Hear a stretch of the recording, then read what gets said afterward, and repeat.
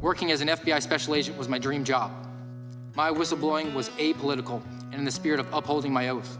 Nonetheless, the FBI cynically elected to close ranks and attack the messenger. The FBI will crush you. This government will crush you and your family if you try to expose the truth about things that they are doing that are wrong.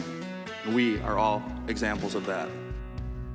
Joining us now are Steve Friend and Garrett O'Boyle. Thanks for joining us, fellas. FBI whistleblowers Steve Friend and Garrett O'Boyle both join us now. Gentlemen, so glad to have you on the program. Thank you for your testimony. We need more folks like you, and I'm sure more people are going to be, from your background, are going to be giving you guys more intel as you're sharing that with the rest of us. We can kind of see that this is becoming normal for them to be held accountable, because I think especially an institution that we pay their salaries, they need to be held accountable. I think a lot of people do share our beliefs and convictions. I think they just aren't at the point that Steve and I and others have gotten to. They're too afraid. Thank you so much for being a guest here on PBD Podcast. Thanks for having us. How big is that bloody flag that Steve's got? It's the stone wall of his house. Lots of love, guys. Thanks very much for joining us. Steve Friend, Garrett O'Boyle. Thank you for being with us this morning. More importantly, thank you for speaking out. We appreciate it.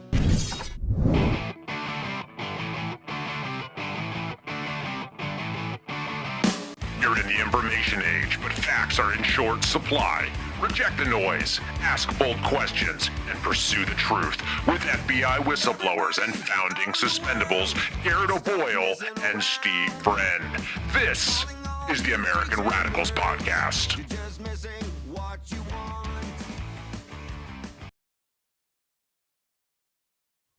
It is the American Radicals Podcast on a Thursday, 10:30 on the Eastern Seaboard, coming to you live on rumble.com/amradpod. I see you in there in the chat, guys. Eric Jason, the moderator, reminding you all to smash the thumbs up and give us a follow. Subscribe to us here on Rumble if you want to do that.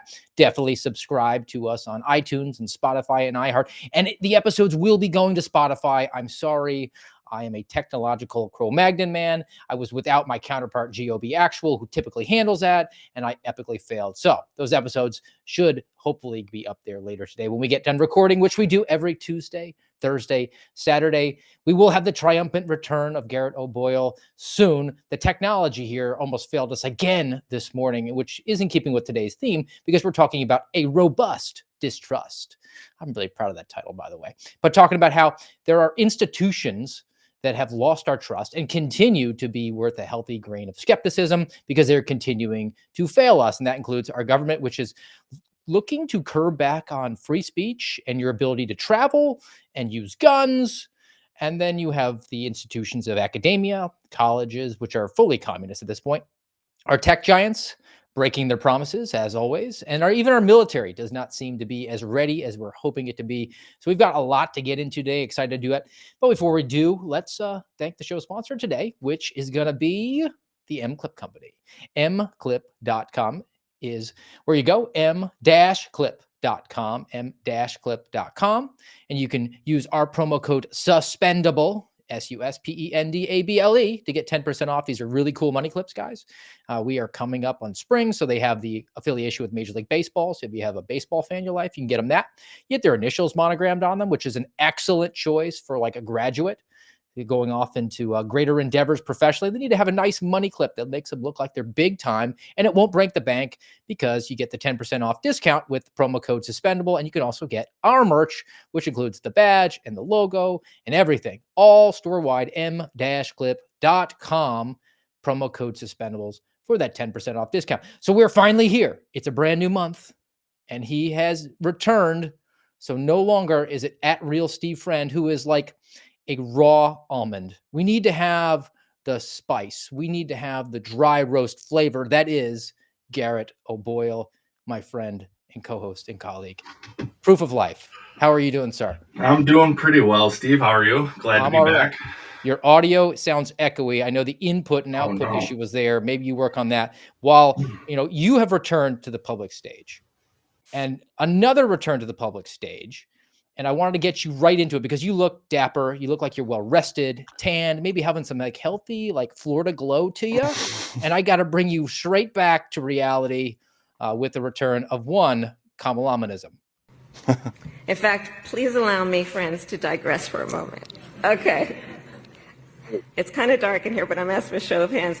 Who saw that video from a couple of weeks ago? The one of the elephants at the San Diego Zoo during the earthquake? Oh my goodness. Google it if you've not seen it. Google it. So that scene has been on my mind. Everybody's asking me what you've been thinking about these days. Well, Elephants and wine. Your thoughts, sir. Take it. She could have been the president, allegedly. What is wrong with 75 million people in this country that cast their vote for her? I don't care how much you hate Donald Trump. What is wrong with you where you thought, oh, Kamala Harris, and what did Tim Walz say recently about Kamala picked him because he could talk to white guys and get their vote? Seriously, what is wrong with this nation? And Donald Trump is not without error, no doubt. Oh, is my audio any better, by the way? It's much better. You're fixed. Okay, good. But I struggle, Steve. I struggle. Here we are 100 plus days into this new administration, and now the likes of Kamala Harris and Tim Walz are rearing their ugly heads again, on top of all sorts of other things that I could really rage about, but I'm going to try to contain it. I'll do my best, Steve. We'll see. The O'Boyle meter is just not ready to get revved up quite yet. I couldn't get you there. That's a failure on my part. But that wasn't really what I want to talk about today. The robust distrust. I mentioned all these different institutions that we have that have failed over time. And I was thinking of just like a personal anecdote, and you can maybe connect with this. Well, maybe you can, maybe you can't, because you definitely shirk the commercial aspects of all religious holidays. So I don't know if you do Santa Claus in the O'Boyle house. No, I'm not in the habit of lying to my kids. That's exactly where I wanted to take it. And like, we did it for a short time, but I was pretty clear that I wanted to nip that in the bud early on. Not because I wanted to spoil the magic and the fun of waking up Christmas morning, but because I didn't want my kids to be old enough to realize that I essentially carried on a years-long lie against them, and I would lose that amount of trust that they have for later on in life when I try to give them advice on things from my experience. They say, well, you lied to me about this old man. Yeah, from the get-go, Dad, you lied to me.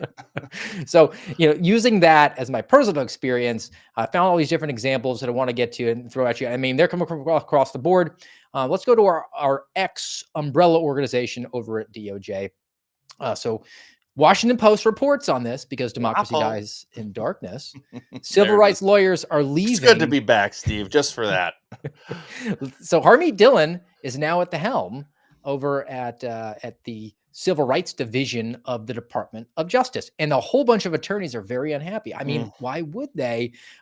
Because they maybe weaponized that entire arm of the government. They hate civil rights. They want to tread on your civil rights. And now that they can't gaslight you, they are upset. Deputy Attorney General Dillon has redirected her staff to focus on combating anti-Semitism, participation in transgender athletes in women's sports. Nice verbiage there by the WAPO. Yeah. And Trump and his allies have described as anti-Christian bias and the Democrats' woke ideology. So they've basically retooled this tool of the Department of Justice to go after another group of enemies, political enemies of whoever is in charge.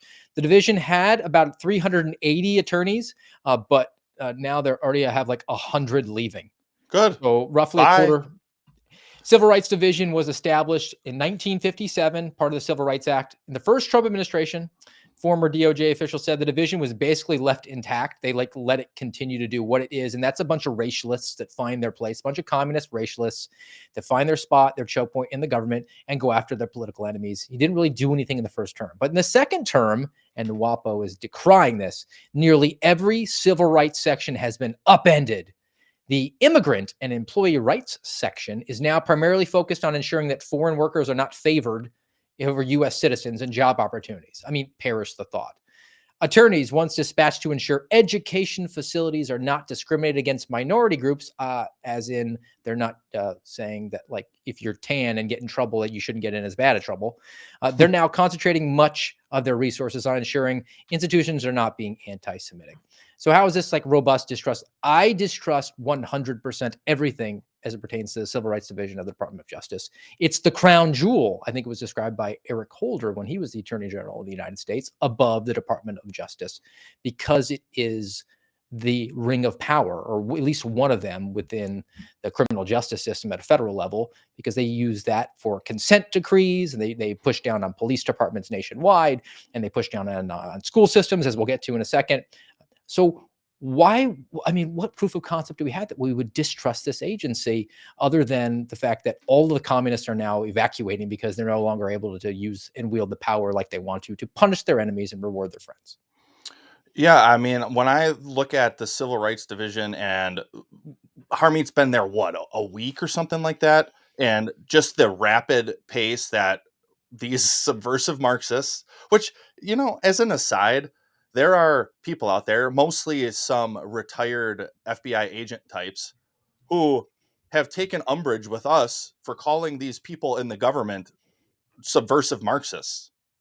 That just tells me that you are either a subversive Marxist yourself, or you're okay that they exist there, because that's what this is. That's what these people are. They want to. It's like we've talked about it before. Alexander Solzhenitsyn, when he said in Gulag Archipelago, we know that they're lying. They know that they're lying. They know that we know that they're lying.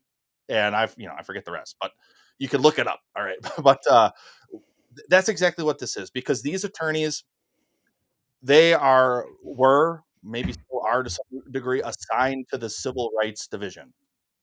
Civil rights are for all. They're for every American. We're supposed to enjoy our civil rights, our religious freedom. We're not supposed to be ostracized because of religion, because of speech, because of race, because of creed, because of all sorts of these things that are allegedly confounded in our Constitution and Bill of Rights and case law over the years to codify it. And they were in their position to weaponize those civil rights only against the things that they didn't like, against Christians, against people um, opposing abortion and singing hymns outside abortion clinics, or I don't know, you fill in the blank with a litany of the topics we've covered in the last. Parents going to school board meetings, Right. you know. I mean, the list is nearly endless. Much of it are things that the suspendables, uh, the royal we, have whistleblown about. And look at our position. Mhm. I look like a homeless beach bum because we've been without pay and benefits for 31 plus months, because we said, hey, these things are wrong. And this is anti the Constitution. This is anti the oath that we took as law enforcement officers. And now you have these attorneys who allegedly, Steve, would know that oath and the Constitution even better than someone like you or I, because, well, you guys didn't go to law school. You don't have a JD. Just trust Right. the process, Garrett. Just trust me, bro. Oh, and another thing, give me 6 to 8 months, Steve. Harmeet Dillon didn't need 6 to 8 months. She needed 6 to 8 minutes to get these people out of her division. She should probably go after this next one in 6 to 8 seconds. So, I mean, maybe the Department of Justice Civil Rights Division could get on this one, reporting from the Cato Institute. The wrong door, federal agents raid the wrong home, and Oh evade boy. accountability. Supreme Court's going to rule in on this one. The case was filed after FBI agents broke down Trina Martin's door in 2017. So I guess maybe it takes longer than 6 to 8 months. They pointed guns at her then boyfriend and terrified her 7-year-old son, who is now 15, before realizing that they were in the wrong place. The FBI team quickly apologized and left. The team leader said he used his personal GPS and it led him to the wrong place. For much of our nation's history, sovereign immunity shielded the federal government from liability for the acts of federal employees. In 1946, Congress enacted the Federal Tort Claims Act, FTCA, to waive sovereign immunity and provide a remedy for individuals harmed by torts of federal employees. If they do something outside of the framework of their work, I'm sure the government's going to argue, well, this was actually in the framework of our job. This is just, we made a mistake. You really don't have any recourse here. The government says the judges, this is the argument from the federal government today in front of the Supreme Court during the what administration? Donald Trump, part 2.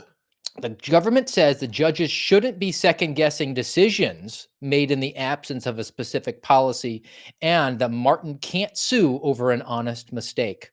What a joke. It was an honest mistake when I left that bucket of water that froze on the steps to my store and you slipped, fell, and cracked your head. Yeah, it was an honest mistake when I gave you coffee that was hot, because coffee is supposed to be hot. I mean, At what point, dude? This actually, Steve, I think I need to go on vacation. Yes, got there. Issue 2. Because this is wholly absurd. A government that was truly for and by the people would say, you know what? We're sorry. We screwed up. Guess what? We know we're from the government and we claim we're here to help, but we screw up too. We're only human and we'll pay you. I don't know how much. We'll come to some type of proper agreement where you leave happy and we leave holding our hat in our hand as we should, but instead we're going to take 8 years to get there, and then still argue that we didn't actually do anything wrong. We're the government. It's impossible for us to do things wrong. This is It's a your fault concept. that your house was at that position. This is a concept, and I mean, it combines with hubris, right? Americans love a comeback story. They love someone having a little bit of humility and saying, "I own that mistake. The buck stops with me." That was Harry Truman. I mean, that was like half a century ago. And politicians and leaders, quote unquote leaders, claim that the buck stops with me, but they never actually take accountability for anything. Mm-hmm. How hard would it be to say we screwed up and we seemingly have the ability to print money whenever we want? So really, they're not out anything to pay this family some modicum of compensation for that mistake, right? But they can't do that. They got to bear down and say, no, actually, we can't be held accountable for that. It's your fault. It was just an honest mistake in our effort to protect you against fraud and force. We just terrified your entire family and traumatized you and left that indelible mark that if you're ever the victim of a crime again, you will probably hesitate to call the government because you know that they're not going to help you. Yeah, you know that they don't actually have your best interest in mind. They only have their best interest in mind. And take a situation like this. It's been 8 years. So take all So that tells you that, Garrett, you're gonna be looking really homeless. I gotta just let this beard and hair let it keep going. Maybe I need to find when the girls are all 18 and out of the house, because I imagine that's how long this will take. I will move to a hostel in Hawaii and just let it all grow and just chill out on the beach. But Just get rid of your watch, and because you don't need a watch anymore because your cell phone tells the time. yes, and I will leave my cell phone and I don't know, bury it in the sand. How about? But to take a case like this, it's been 8 years. How about you tally up all the salaries of all the government employees involved with the case over those 8 years, from the judges, from the various different courts, because now it's heading to the Supreme Court, to the AUSAs over the years, because I'm sure it has switched hands, to whatever role the FBI continued to play over that time. I'm sure there were people involved there, either attorneys in the Office of General Counsel or who knows what, but people involved spending man hours on this case, and then take the the attorney's fees for the victims here and add all that together, and whatever that sum is, which I bet you is millions of dollars, pay them that and then give them a multiplier for the damages that were done. But no, we're going to fight it tooth and nail for 8 years, even though we were wrong, because the FBI agents who know better, and you know how I know they know better, Steve? Because I was one of them before. And so were you. And we were on a SWAT team where you go and you do surveillance and you check the address and you double check and triple check and quadruple check. And then there's at least one other guy doing the same thing to make sure it's the right place. And then when the time comes, when the day comes for you to actually breach that door, you know it's the right one. But they didn't do that. Well, I used my personal GPS to get there. Well, you Amer- shouldn't have done that. Americans love a comeback story. John McEnroe was a brat when he was a tennis player, and now he's like a beloved commentator, right? Who just kind of like owns the fact that he was a jerk before and now seems like a likable guy. It's not that hard. Just say I'm sorry. Right. Right. Let's move on to another one. Alluded to the schools. And why would we ever have distrust of our schools? So this is pretty good. I'm sure it'll be contested in the courts, of course, but Donald Trump rejects the Obama era race-based school discipline policies. I mean, this seems like something else that maybe What? the Civil Rights Division Race-based? could take up.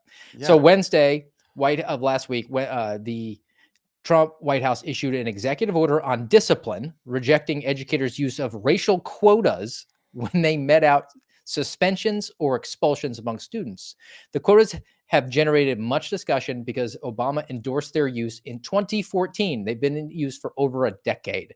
At the time, the Obama administration informed school personnel nationwide that if more minority students face suspension or expulsion, and they called it exclusionary discipline language, than white students. So if minority students were getting expelled or suspended at a greater rate than white students, despite like who was committing the offense, that didn't matter. Uh, the administration could open civil rights investigations regardless of the egregiousness of what the student did. So that's going away per the executive order that was released by the Donald Trump administration. I'm sure it will be fought in the courts. But again, that's using the Civil Rights Division of the Department of Justice to go after schools because they said, hey, you cold cocked another student, we're going to have to expel you. And they're like, well, I mean, is he tan or is he pale? Yes, because that is what matters, Stephen. It goes back to what we've already been talking about a fair amount here regarding your civil rights and anybody in this country's civil rights. The color of your skin is supposed to be irrelevant. But then if you say that, Steve, if you say, well, I'm colorblind, well, that just shows the inherent nature of your own racism, you racist bigot. And dude, it goes back to what we say here all the time too, Steve. Get your kids out of government school. And look, I get it. People are still riding high because Donald Trump is back in office and the comeback story. Like you said, Americans love a good comeback story. And look at what Donald Trump has been through. And no doubt he has been through a litany of his own weaponization over the years. And now he's back in the Oval Office. He's back in the White House. And people are still riding that high. Like, yeah, my guy's back. He's back in business. But at what point do you say, we really got to come to terms with some of these long-standing, deep-rooted issues? Because if you look at the totality of what Donald Trump has done so far, has he really accomplished much? And I'm not blaming him, and I'm not blaming his cabinet, at least not for everything, because we do have rogue judges getting in the way. We do have subversive Marxists all over the place. And we know, especially in the intelligence community, that it is deep seated and deep rooted. And well, we talked about it, I guess, a couple months ago at this point. Something like 80% or more of government employees in and around the DC nebulous are Democrats and far left liberals. So yeah, good luck with rooting out some of that corruption. But at what point do you say, like, okay, we really need to embrace that mutually assured destruction or whatever aspects of it to get a firm grip on it and truly change course? Because the way we're going, this is a brief reprieve, couple years at best. All right, so the Department of Justice, I mean, that's under the executive branch. We can pivot over to the legislature because that's controlled by the small government responsible fiscal party now, right? Sure. Which, according to Politico, is proposing a tax on owning cars at a federal level. $200 for electric vehicles, $100 for hybrids, $20 for a gasoline-powered vehicle. Coming out of committee, this is a proposal. House Transportation and Infrastructure Committee Chair Sam Graves released the details Tuesday of his committee's contribution to the larger mega bill ahead of a planned Wednesday markup. He said that it's intended to lay the foundation for eventually doing away with the federal gasoline tax. Like, we're going to tax you today, $20, $100, $200. And just trust me, bro, it will down the line, even though we're $36 bazillion in debt, we'll get rid of the gasoline tax. So it'll effectively save you money. Just trust me, bro. So Chip Roy, congressman from Texas, said, quote, like, are you out of your freaking mind? Like, the party of limited government is going to go out and say, we're going to have a car tax. You know what I was told? This is important. According to Chip Roy, he was told, quote, don't worry about it. We'll get rid of it later in the highway bill. He said that the message he received is that the car tax is a gimmick to pay for this, so we know that we're not going to actually pay for it. That's how this town works. Dude, I mean, all I can really do here is echo Chip Roy. Are you out of your freaking mind? Yeah. There's no such thing as a fiscal conservative at this point, it seems. And we're leaping towards the cliff. I mean, we might be in free fall at this point. Sure. And if we don't rein, and here's another thing I don't really get. Why is nobody, including Donald Trump, saying let's rein it in? Because recently, within the last 100 days, roughly, there was a budget vote, and Trump was pushing for the bigger budget proposal. Why? We It's need. easier to say yes than it is to say no. Mhm. You're a parent, the same thing. I mean, it's really easy when the kids say, "Can we have candy and ice cream?" And you want to be a popular dad, right? Mhm. And then your kids get diabetes. It's your fault. Now we're just doing that at a scale of 36, 37, $100 trillion. And it's always been past it. They kick the can down the road because for the next election cycle, you don't want to be that guy who says no, unless you are that guy. And by like that guy, I mean Thomas Massey, Yeah, who the is one. the one. Oh, actually, he's one of two for this next one because that's a proposal that tax on cars. This one actually went through, and look, I understand that the road to hell is paved with good intentions. I think this is probably a prime example of it because according to Deadline, Congress passes a bill to ban online revenge porn and unauthorized sexually explicit deepfakes. Sounds like a great thing. It's called the Take It Down Act. It's very bipartisan too. It requires social media platforms to remove non-consensual revenge porn and AI deepfakes images within 48 hours after getting notice. That makes it a crime to knowingly publish such non-consensual intimate visual depictions. It passed the House with 409 to 2. In the Senate, you had unanimous. Klobuchar partnered up with Ted Cruz, and they high five because it's one big party and we ain't in it. That's Quote, right. we must provide victims of online abuse with legal protections they need when intimate images are shared without their consent, especially now that deepfakes are creating horrifying new opportunities for abuse. And look, I'm not defending the guys that go out there and do deepfakes. What I am a proponent of is the slippery slope, which comes from techdirt.com, not a right-wing source, because they're worried that Donald Trump's going to abuse it. But I don't care who's going to abuse it. It's going to get abused. And this is how they explain it. Here's a puzzle. How do you write a law that's so badly designed that it, one, the people it's meant to help oppose it, two, the people who hate regulation support it, and three, everyone involved admits it will be abused? The answer, the Take It Down Act. The weird thing is, the bill is that with this bill is that we already have systems in place to handle non-consensual intimate imagery online. There's NCMEC, which I use, National. There are people that professionally work at NCMEC, NCMEC, National Center for Missing and Exploited Children, that look at these images all day long. And they actually, to the point like where they have known images and they have names like pseudonym, like, oh, that's little Cindy. We know that image that's been verified. We're trying to find her. So I get tips from NCMEC all the time. So we have these like non-governmental organizations that do this thing, but just trust me, bro, we got to get in on this racket, right? We got to pass legislation.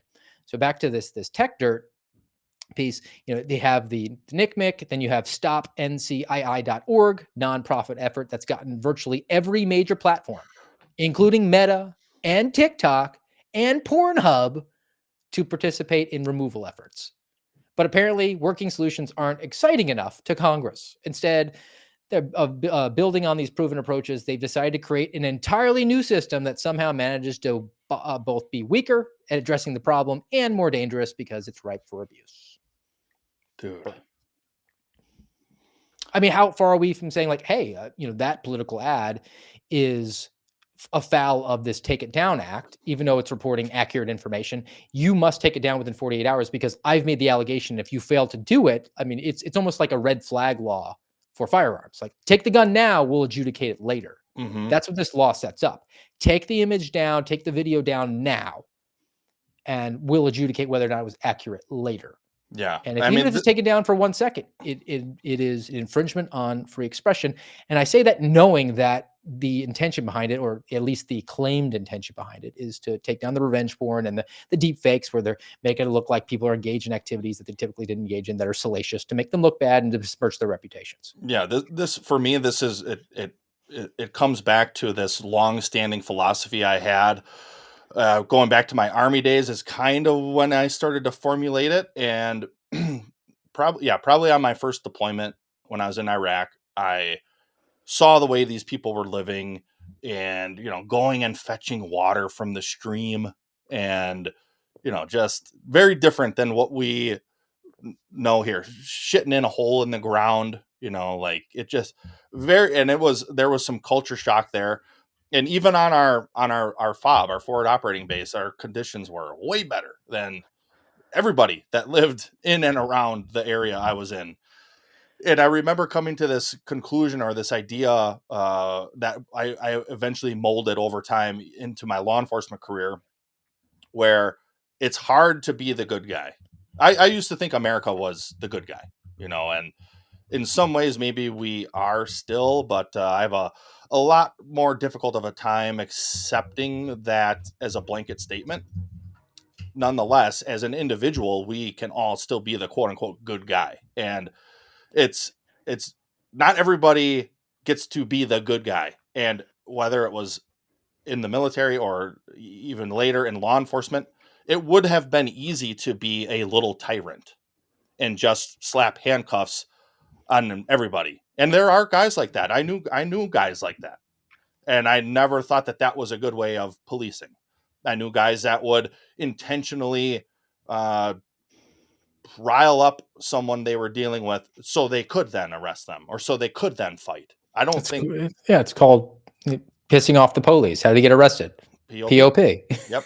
That's basically what they did. Yeah, I knew it too. Uh-huh. I mean, you have the added opportunity there, and because you theoretically are supposed to be vetted as a person who is going to judiciously exercise that power, but people are fallen, and they're will let their egos get in the way, and they'll use it to do things that are out of step with what you would hope that they would do. And like that, it might be well intentioned, but when you can see it right off the bat, Yeah. like you failed to do that sort of exercise mentally to come to that conclusion, I have to assign a nefarious intent, because I don't think Ted Cruz is a low IQ guy. No, I don't Right. either. And yeah, when you're crossing the aisle, my good friend from Minnesota. No, she's not. She is not your friend. And you shouldn't call her that. And the the fact that you're even linking arms with someone like that, who is just a demon from the pits of hell, tells me a lot about you, Ted. And then, with this idea of being the good guy, the government will tell you, well, we're doing this because there are bad actors out there who are making these fake images, and they shouldn't do that because we said so. Well, as always, I would rather choose dangerous liberty over safe slavery. Or what is that saying? Benjamin Franklin or whatever, or Tom, I don't know, one of them, one of those One of those guys. old racist white guys, right? Oh, and I mean, look, let's go to another one. Comes from political, and this is another House committee. They're voting because the government is in the business of giving student loans out. Because look, everybody's got to go to college. Again, the road to hell is paved with good intentions. Where they messaged it in our guidance counselor's office, or counselor, you would go in there, like if you had feelings, they would say, like, that's not what I do. I don't guide you on that. Here's a brochure for college, and message that that was the way you had to do it. And you should take out untold levels of debt in order to do it. And now we have a student loan crisis, and that's a bipartisan issue. So Political reports that the House committee is voting to overhaul student aid programs. All right. But what are they doing? The measure, dubbed the Student Success and Taxpayer Savings Plan, includes significant changes to Pell Grants, like addressing shortfall in funding. Pell Grants are basically grants for low-income people, for poor people, and adjusting eligibility for those awards. It would place stricter limits on federal loan borrowers, how much you can actually take out, repeal regulations related to gainful employment, et cetera, et cetera. But basically, they're still staying in the business of giving loans, which is ultimately the problem. And I'll connect to another piece. This is an opinion piece from The Blaze.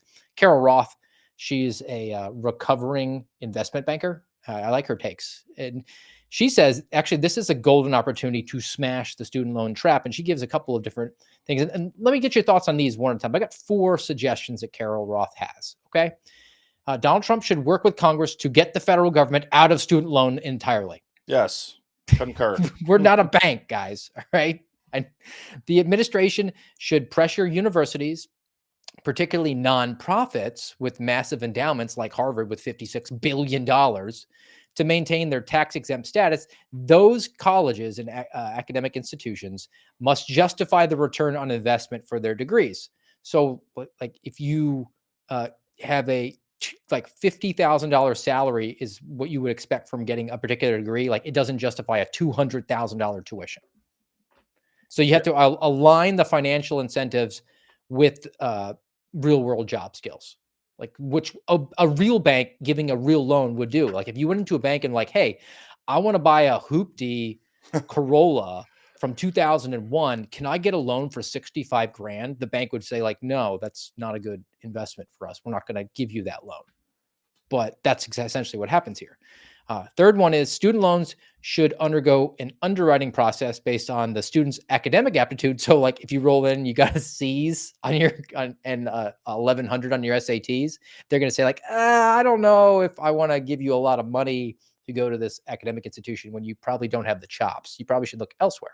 Mm-hmm. Student loans should become dischargeable through bankruptcy. Now, student loans you can't get rid of because you owe it to the government at this point. It's like tax debt, right? So if you made student loans bankruptable, then colleges would hold a portion of the loan, would then share in the risk so that they would actually would have a stake in your success. They wouldn't like accept people and build them out at a higher level of tuition than is absolutely necessary.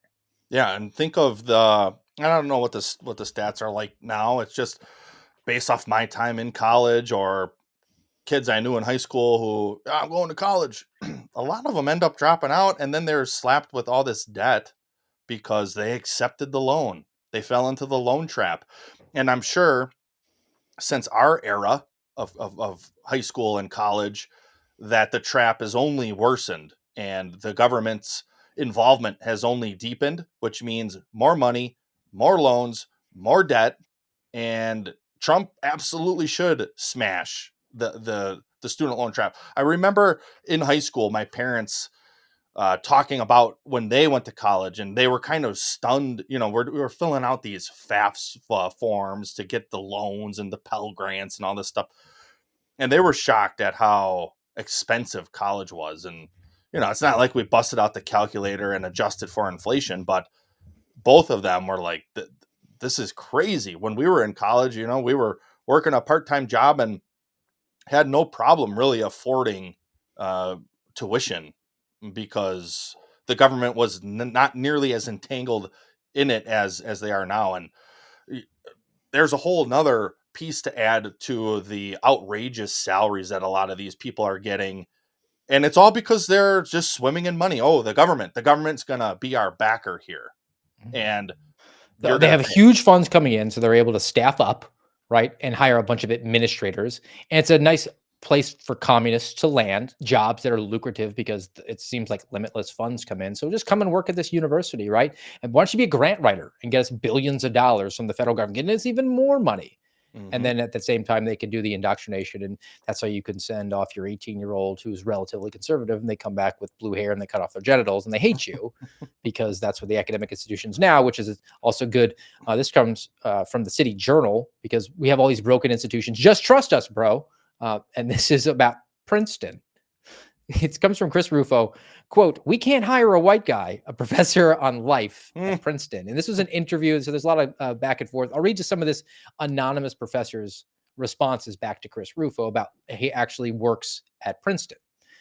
So, quote, "We were told that 70% of the faculty are white and that the faculty composition has to change to reflect the composition of the class of Princeton, which they themselves had curated." So they admitted a different racial demographic breakdown. So then they wanted to change the way that the staff was broken down to match that.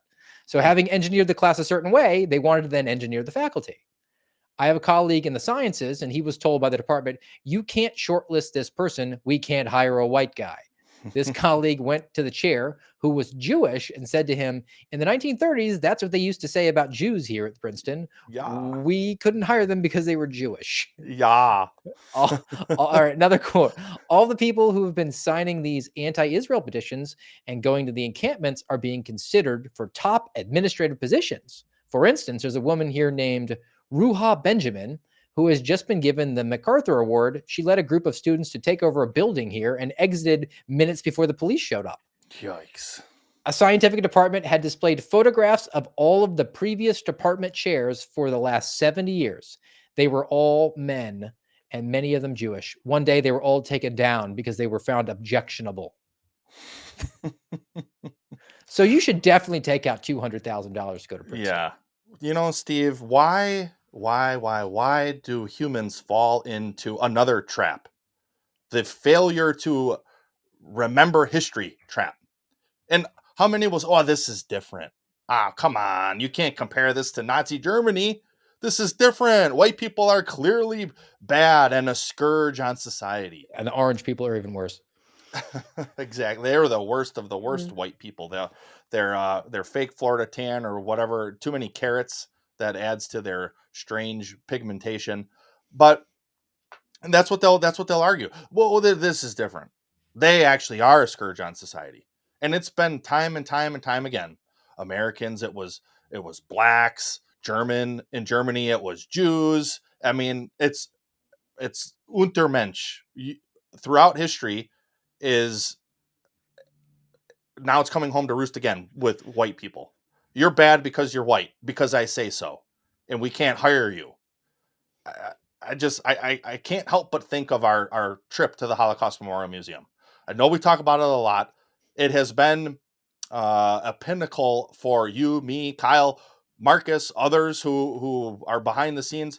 We all reference it, and we all say, man, it was so impactful. And the whole point at the end of the day, when the director gets up there and talks to your whole class, which apparently has fallen on deaf ears and comes out of a lying tongue from the directors there, is the whole point was, so don't forget history, because look what you're capable of. Look what humans are capable of, especially when you have power. When you have the power of the law on your side. You're an FBI agent. It comes with immense power. But hey, whatever. What do we know? We're just Look, I have to be honest about that, and I don't think we've ever even talked about it.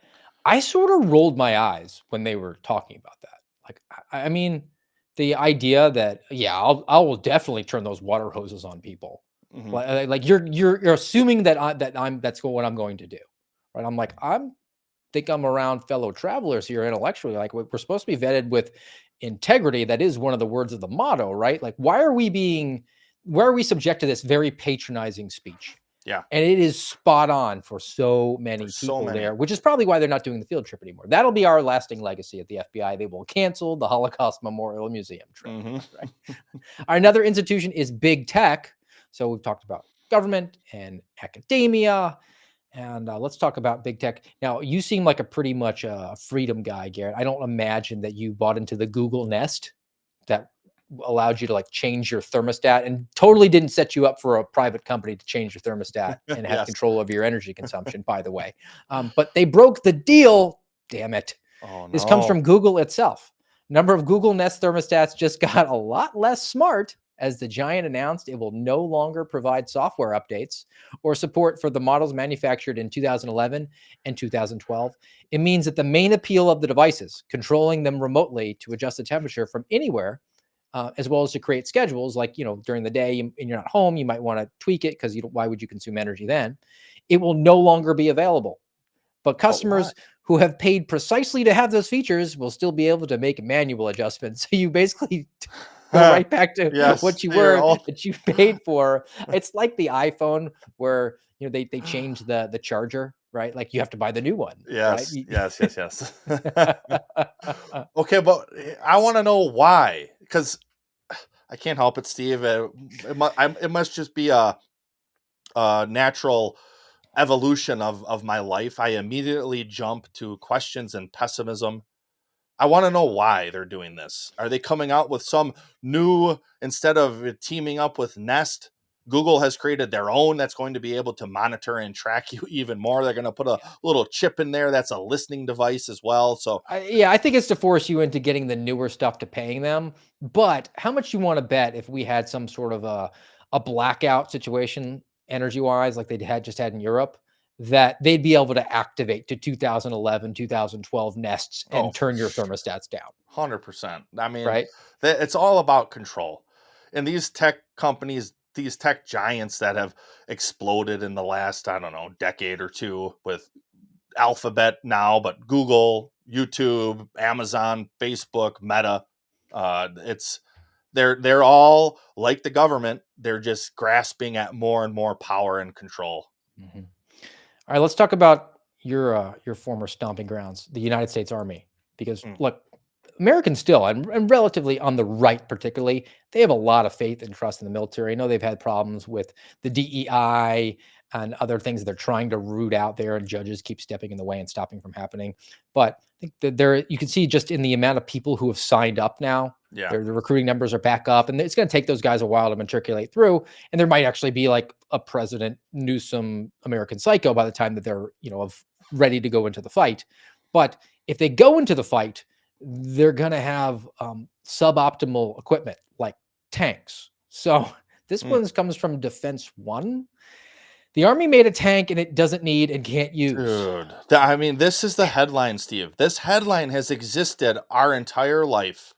Whatever, it may not be a tank. It might have been a Bradley or a plane, but okay, take it away. I mean, I can't believe I'm seeing this headline yet again. I mean, Jesse Kelly did make the remark of like, wait, that's based on the presupposition the Army ever had tanks that they could use.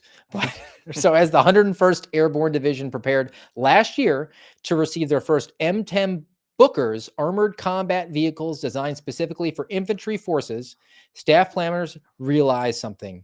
8 of the 11 bridges on Fort Campbell, where you used to be, Garrett, would crack under the weight of the light tank. It turns out that though initially conceptualized as C-130s, cargo planes, the twists and turns of the Army requirements process rendered the tank too heavy to roll across the infrastructure at the infantry-centric Kentucky post. Now, it's a twist on a classic Pentagon procurement snafu, which is not a word, it's an acronym. What does snafu stand for, Garrett? It stands for Situation Normal, all bleeped up. A program that moves so slowly that it's outdated by the time it reaches the field. Alex Miller, this is the Army's chief technology officer. Quote, so now you have a vehicle that is the best idea of 2013. Oh, thanks, that guys. has the best technology limitations of 2013, which are really technology limitations of 2000 because you're trying to be backwards compatible. You've added boundary conditions that say you can't expand. You can't expand the capabilities because you can't add autonomy. You can't actually add digital technologies, and the process continues to move forward. But why would we be worried about like having tanks that function, right? Like, it's not like China's military is quietly gaining control of the Pacific. Reporting from Newsweek. China has quietly extended its military reach far across the Pacific by building dozens of ports, airports, and communication projects at key points in the vast region that could shut down the U.S. and its allies in the event of war. The growing logistics network of South Pacific, built mostly by the Chinese state-owned companies with ties to its defense sector, being overlooked as Beijing's rivalry with the U.S. has deepened. The nodes are also part of an even more ambitious strategic plan known as the Southern Link, with designs all the way to South America, thus further isolating the U.S. to the north. Just trust us, bro. Just trust us. I was laughing initially because it's peak Army. I mean, the 2013 technology in 2025, and well, we can't take it over the bridge because, or the 8 out of 10 bridges because it's too heavy and whatever. And even stuffing infantry guys into a tank, that's gonna piss them off because they're like, I'm infantry, I'm not a tanker, And that being said, as a former infantry guy myself, my first unit was a striker brigade, which is a striker it's similar to a tank. It's not on tracks, it's wheeled, but the things were pretty awesome. And in Iraq, it was great that we didn't have to walk everywhere. We could hop in the striker, go to whatever village that was part of our platoon's responsibility, and then dismount once we got there. But it just peak Army. Very funny to me because it's like, oh yeah, this is common and typical, but they're just gonna plow ahead. But then the China piece really brings it home because China's not just plowing ahead. They're doing their damnedest to steal our 2025 technology. And our Army is content with some I mean, I don't know how much it costs to bring this Booker tank up to production and whatnot, but it's just plowing ahead because that's government. Well, oh, it's not going to work on the bridges in Fort Campbell. Oh well, I mean, the contracts are already signed, and If we don't buy it now, we're going to lose that money next year. yeah, we got to spend it. We got to spend it. So we'll just, we'll make them and we'll park them in some airfield in the desert and outside of Sonoma, and And it'll then when be you don't have fine. the funds to like buy 2025 technology, you just have to tell the infantry guys, well, that's part of being in the infantry. You got to do more with less. Yeah. Oh, dude, it's so true. This is And meanwhile, China, they're just gonna keep expanding. Well, in the United States, it's a constitutional republic. It's a small r Republican form of government, 50 laboratories. So there could be some good things going on and there could be some bad things going on. Or in this era of robust distrust, it's just bad things going on. So let's take this to the blaze. They're talking about Texas and guns because they got cowboys, right? Like, they love themselves some guns. Don't mess with Texas. Texas has several laws that prohibit individuals from carrying arms in certain locations. Most notably, it's a ban on carrying places that have 51% or more of their revenue is from the sale of alcohol. They don't want guns and alcohol mixing, right? Fair. The law applies to any and all businesses that have 51% or more. That's not just at bars. So it prohibits everyone from carrying at those locations, including people who aren't drinking. It would be like a restaurant, right? Recently, Firearms Policy Coalition filed a lawsuit against Texas challenging this and a couple of its other carry bans. Now, the state of Texas, their Solicitor General, responded to the lawsuit by agreeing that it cannot ban bearing arms in these locations. That we agree with you, but you don't have standing. Oh man, there you go. Just the Very simple. Now, I mean, that's patently against everything that the country stands for, against our Second Amendment, which is not for home defense and not for hunting, John Thune. It is so that the government doesn't blast you in the face. Let's go over to California, which you would expect that sort of legislation out of, not Texas. But California Democrat lawmakers are proposing a bill to decriminalize welfare fraud below $25,000. Now, Dude. before we even get to this, Garrett, you can maybe break this down. If you have a financial crime at a federal level, it is not necessarily going to get prosecuted. No, I mean it's pretty. Threshold is Depending on your location, but $1 million. I remember in tiny old Wichita, it was like $1 million. So if somebody came in and said, "Hey, I was defrauded out of $750K," maybe if you had the whatever agent who handled those type of crimes, if they liked that type of thing, if they're really, they would try, but it was ultimately an AUSA would probably say no. Yeah. And it in a place like Chicago or LA, it's probably going to be 10 million or 20 million because I mean, imagine you are defrauded out of $950,000 in Chicago, like an individual, and you walk in to the FBI, and even if the agent takes the case, they take it over to the federal prosecutor. Federal prosecutor says, not big enough. We're going to decline this. They can take this to Cook County, which is awash in violent crime, and therefore you never see justice. So, look, there's an element of this of like $25,000. It could be an administrative error. We don't want to get people, and that's basically what they're going to use. But basically, they're decriminalizing actual crimes that are rampant there. So let me just bring this up. This comes from Fox News. So they are proposing decriminalizing welfare fraud. It's a great way to lower your crime stats, and that's really what this is getting to. So this is a state senator. Her name is Lola Smallwood Cuevas. So we'll call her Cuevas because the patriarchy always wins. She introduced Senate Bill 560, which would delete criminal penalties for welfare fraud below $25,000 and delete a provision for criminal penalties for any attempt at welfare fraud below $950. So if you try and fail, they're like, yeah, good try. You didn't get that one past the goalie. Try again. Quote, this bill is about keeping families out of the criminal justice system and from making administrative errors on raising the threshold for welfare fraud prosecutions. Now, specifically to LA, which you did reference, in Los Angeles County, field investigators who handle the welfare fraud, they field 15 to 20,000 cases or referrals every year. Dang, All right. that's so The crazy. investigators find fraud in around 5 to 8,000 of those cases. So, I mean, you're looking at 25 to 35%, or even up to 40%. 25 to 40% of the cases that get referred to them have actual fraud.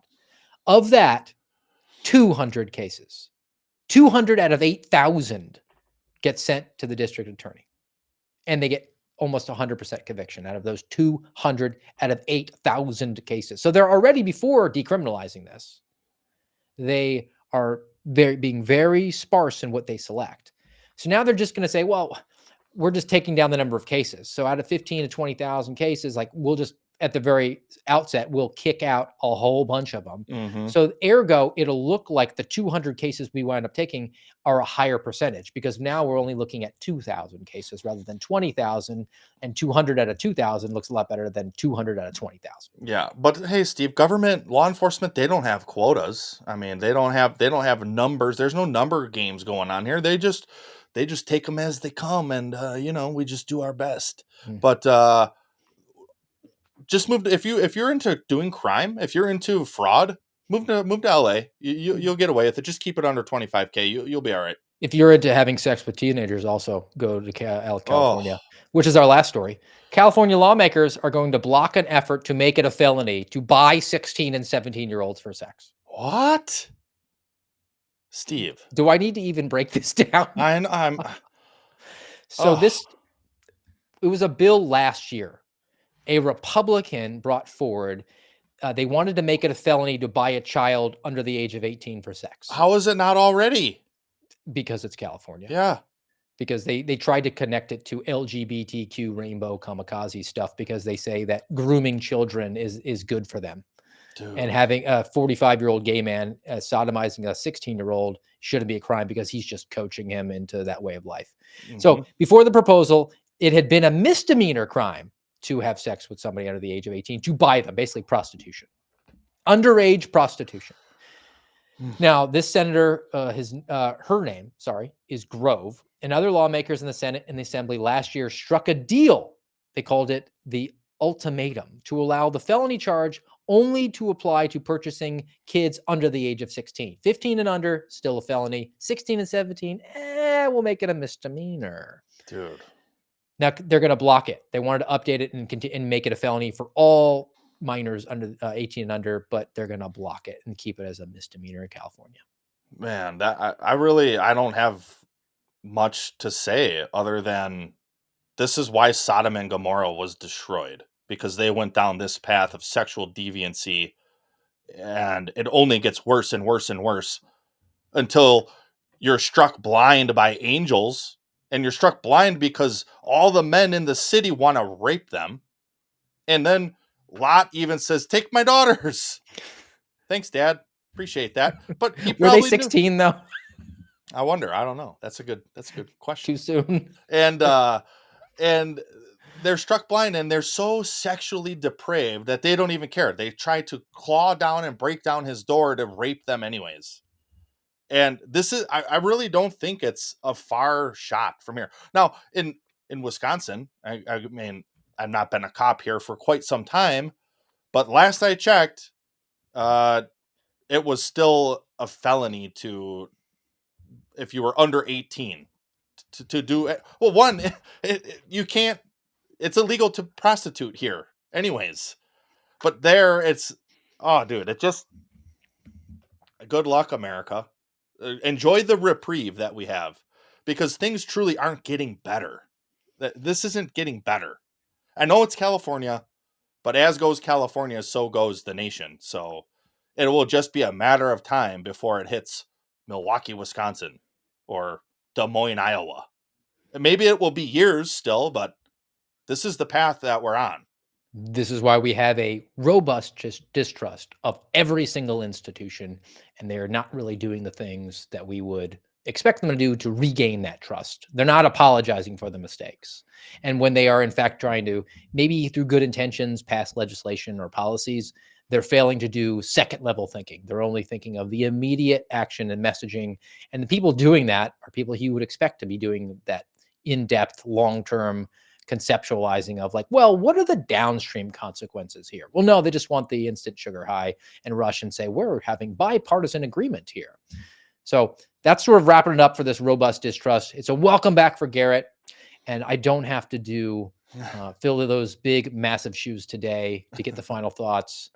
Garrett O'Boyle, take it away. Well, we might fall short a little bit here today, Steve, because all have fallen short, Garrett. This is very true. Jesus, I Jude. love it. Got him. All have fallen short.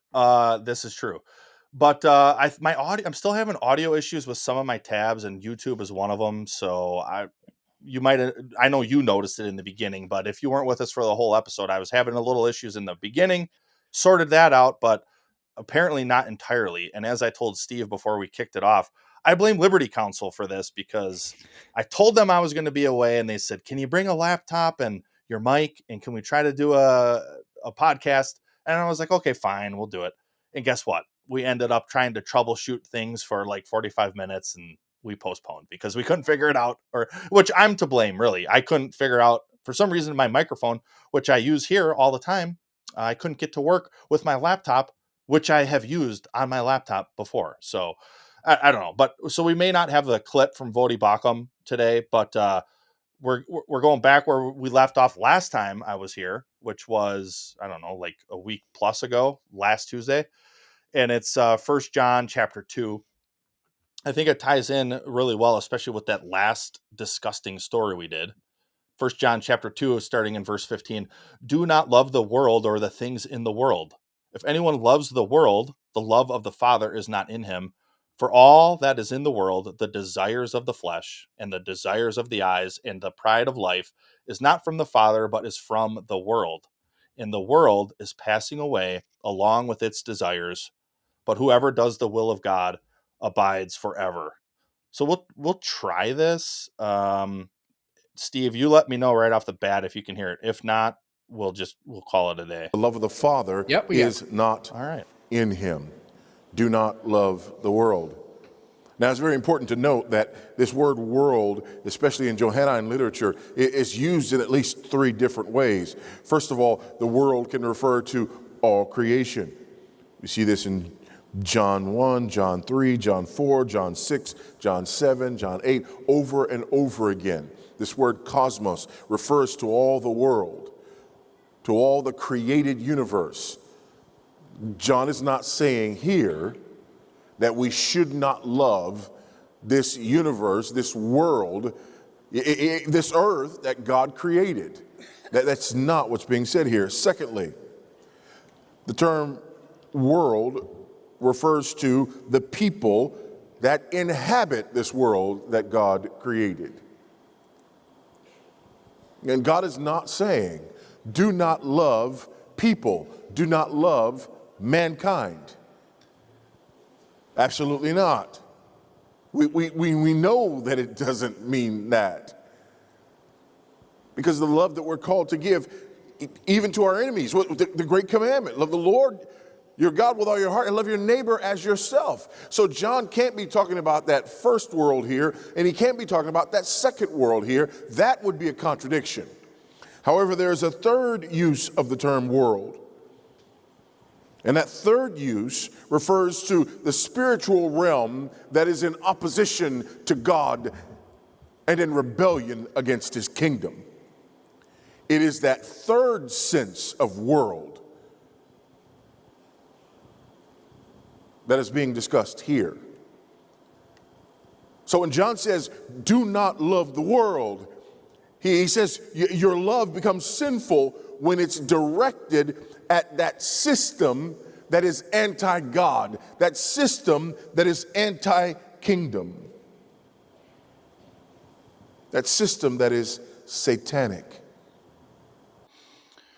I think that's a good stopping point, especially for me. I don't know. That last story we covered really is just kind of stuck in my brain. And, I had this clip pulled up, not knowing what that last story was going to be. And I honestly, you can tie it into a lot of the stories that we've covered today or any other day. But notice what he said about the love of the world and about how when that love of the world is in opposition to God and in rebellion to God. That's precisely what we see. Anything that is unrighteous, wicked, despicable, like this disgusting law in California, it's satanic. That's what it boils down to, is satanic. And it is Satan playing his hand to try to pull people away from godliness. And we're going to stay along this track for a little bit longer because like I said last time, this section of scripture for me is it's a bottomless well. It's 3 verses, and it's just, for me at least, it just hits every time because it shows me the root of my own sin: lust of the eyes, lust of the flesh, boastful pride of life. Those 3 things are the core. That's the root. You can trace any of your own sin or any of the sin in the world to one, if not all of those 3 branches. And today's theme was the robust distrust. That was government officials, be it at a federal level, executive branch, and legislators, our academic institutions, the big tech giants just welching on our guarantees, even our military. So where can you, in fact, put your trust? It is not in the government. It is not in Texas. It's not in California. You should always put your trust, though, into Florida Man.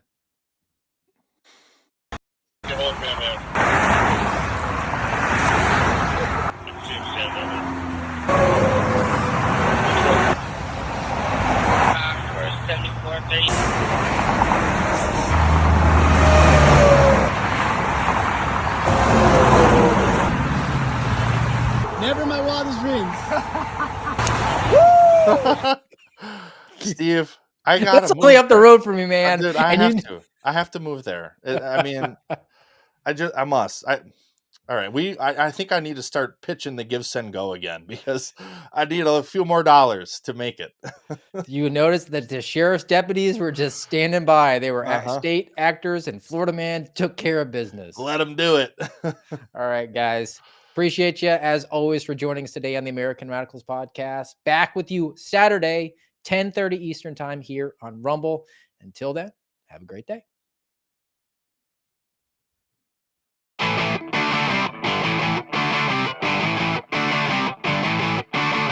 You've been listening to the voice of the Suspendables on the American Radicals podcast. Follow us on rumble.com/amradpod.